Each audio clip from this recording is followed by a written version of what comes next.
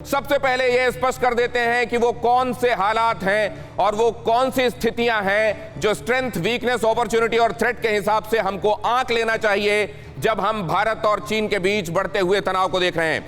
आइए सबसे पहले ये इंफॉर्मेशन ग्राफिक्स, इसको समझते हैं, इसको देखते हैं। इसमें छिपी हुई बातें क्या हैं, लाइंस में क्या दिखाई दे रहा है, बिटवीन द लाइंस क्या है, और उसके बाद हम आगे चलते हैं और अपने एक्सपर्ट से बात करते हैं। अगर तनाव होता है तो लाइन ऑफ एक्चुअल कंट्रोल में किस तरह की चुनौतियां हैं, पहले वो समझते हैं। गलवान, डेप्सांग, हॉट स्प्रिंग में नेगेटिव में चला जाता है। ठंड के दिनों में तापमान माइनस के बहुत नीचे चला जाता है। सेना को बहुत बड़ी संख्या में तंबू, वर्दी, जूते, हेलमेट, क्वालिटी स्टफ चाहिए होगा अगर यहां पर रहना है उस समय भी, जबकि यहां बर्फबारी होने लगती है, नेगेटिव में टेम्परेचर होता है।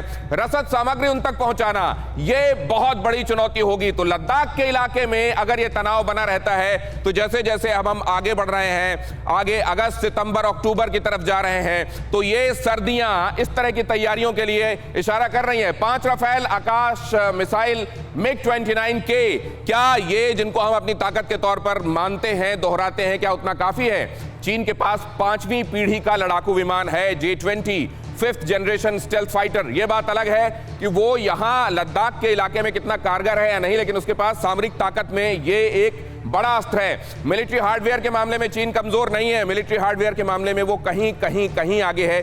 ये बात अलग है कि हमको कई जंगों का अनुभव है, और ये बात भी अलग है कि हमारे लिए आतंकवादियों की वजह से छोटी मोटे जंग जैसे हालात तो हमेशा बने रहते हैं। और चीन को धकेलने के लिए अमेरिका, इजराइल जैसे देश की जरूरत, अमेरिका और इजराइल जैसे देशों की हमको जरूरत है। लेकिन यह भी नहीं भूलना चाहिए कि अमेरिका और इजराइल हथियारों के बहुत बड़े व्यापारी हैं, और तनाव की स्थिति में इन देशों की राजनीति को इससे फायदा होता है। चीन की तरफ से एक खतरे का संकेत। भारतीय अर्थव्यवस्था में चीन की बड़ी पैठ, आप जानते हैं कि चीन पर बहुत आधारित है फिलहाल हमारी अर्थव्यवस्था।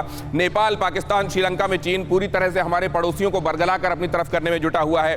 म्यांमार, भूटान, बांग्लादेश पर चीन की नजर है। जो पड़ोसी अब तक हमारे साथ खड़े हुए हैं उनको भी अपनी तरफ मिलाने की वो सोच रहा है, और जाहिर है ये खतरे का एक बहुत बड़ा परिचायक है कि वो सिर्फ अपने जरिए नहीं बल्कि दूसरे देशों के जरिए, जो भारत के चारों तरफ उसके महत्वपूर्ण पड़ोसी हैं, उनके जरिए भी भारत को परेशान करने की नीयत रखता है।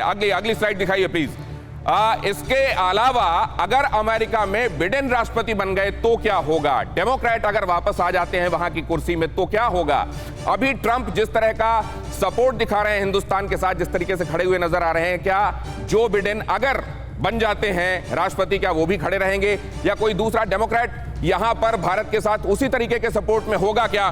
क्योंकि नवंबर में चुनाव है और फिलहाल बिडेन ट्रंप पर भारी बताए जा रहे हैं तमाम सर्वेज में। सत्ता परिवर्तन से नए समीकरण बनेंगे, पुराने बिगड़ेंगे। जाहिर है नए समीकरण कितने सूटेबल होंगे भारत चीन तनाव के मद्देनजर, ये देखना होगा।